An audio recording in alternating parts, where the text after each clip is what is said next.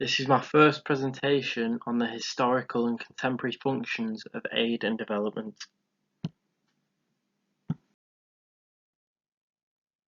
The first instances of development are rooted in the British Empire and its colonisation of countries such as India and Africa in the 1800s.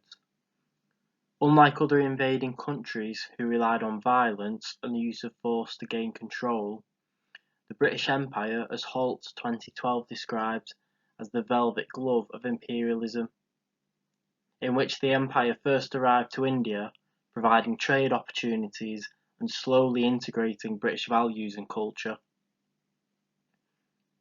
Trade was established with items such as silk, cotton and tea.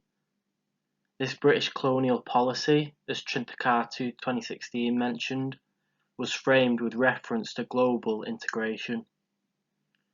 During the British rule, there was investment in infrastructure, trade, disseminated medical and technological knowledge, as Blakemore 2019 states, and as Ferguson controversially stated, without British rule, structures of liberal capitalism may not have been established. And so as the British Empire arrived in India, they brought with them not only culture, but religion. As Copland 2006 quoted, "Where the flag went, the cross was never far behind." He continues, it was almost axiomatic that, as Davidson 1990 says, both movements sought to extend influence overseas and impart a measure of European civilization to barbaric lands. Journalist John Hobson called this imperial Christianity.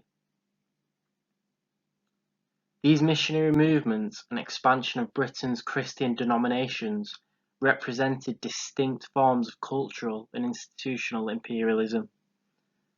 These significant cultural changes opened the doors to direct colonial rule, as mentioned by Porter. Susan Ulsvanath, the conversion of the East to Christ, was a major political plank for imperialism. So with Christianity integrating into native life, the British Empire were able to solidify their rule through culture and value emulation. And so this spiritual development had its ulterior motives in development of colonial rule. These ulterior motives are something we'll pick up upon throughout the history of development and aid, and also next as we introduce the Marshall Plan. One of the first instances of countries and areas being given aid in times of crisis was through the Marshall Plan, passed in 1948, providing aid to Western Europe after the Second World War, at the time in the sum of 13 billion, and in today's currency, 114 billion. Roberts 2007 explains the aid was used for removing trade barriers, modernising industry, and improving European prosperity, and most importantly for the United States, preventing the spread of communism across Europe.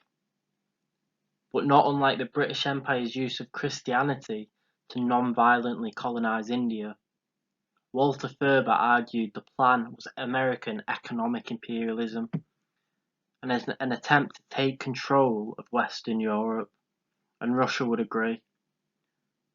Abelhauser concluded foreign aid was not crucial in starting the recovery or keeping it going. This sets a good foundation to modern aid and development and the argument towards its intentions. Chansky also made a good point that the Marshall Plan set the stage for large amounts of private US investments in Europe, establishing the foundations for modern transnational corporations, who in the modern day play a large part in aiding development in third world countries.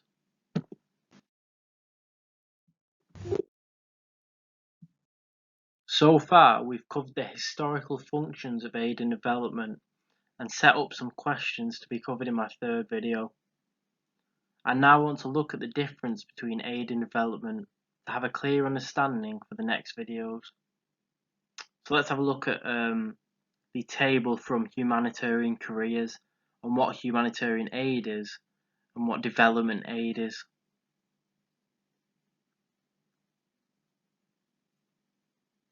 So let's look at aid. It's a short-term aid in the sum of money, food, water, clothing, dependent on the specific crisis being responded to. Its focus is on saving lives there and then, and an important point is that it's delivered to any country, global north or south, in immediate crisis. And now we'll move on to the right side of the table to development. And importantly, development is a long-term aid and aims for systematic changes to communities and lifestyles for issues such as poverty, starvation, and is delivered to global south countries who suffer from these issues. As mentioned on the last slide, there are arguments towards the effectiveness of development and aid, which will be covered in later videos. And so now I want to briefly outline the organisations that deliver aid and development.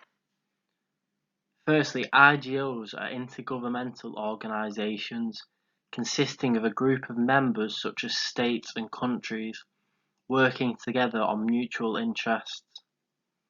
Some IGOs are ratified by charter, meaning they are legal entities such as the United Nations, consisting of 192 nations.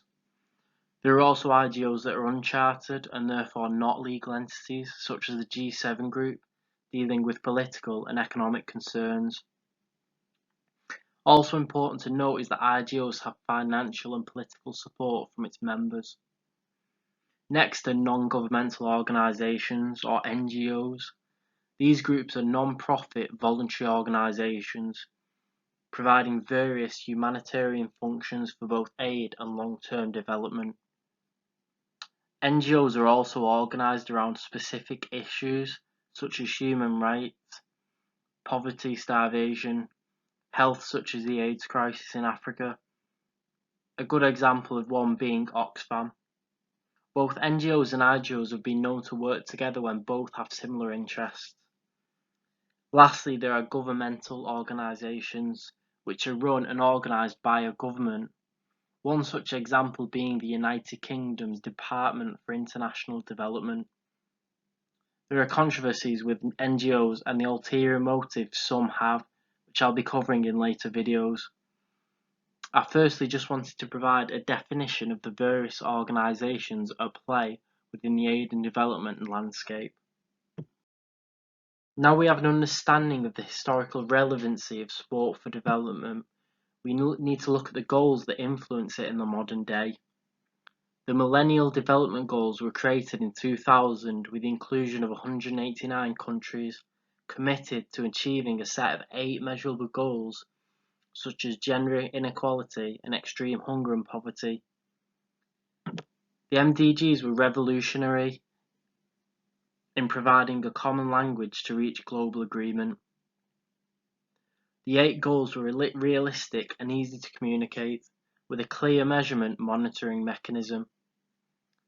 Next were the Sustainable Development Goals in 2012. They were created to a new set of Sustainable Development Goals which will carry on the momentum generated by the MDGs and fit into a global development framework beyond 2015. The UN General Assembly Open Working Group proposed a document containing 17 goals to be put forward for the General Assembly's approval in September 2015. This document set the ground for the new SDGs and Global Development Agenda, spanning from 2015 to 2030. It's important to be aware of these goals as it's the foundation in which we can evaluate Sport for Development's impact on them.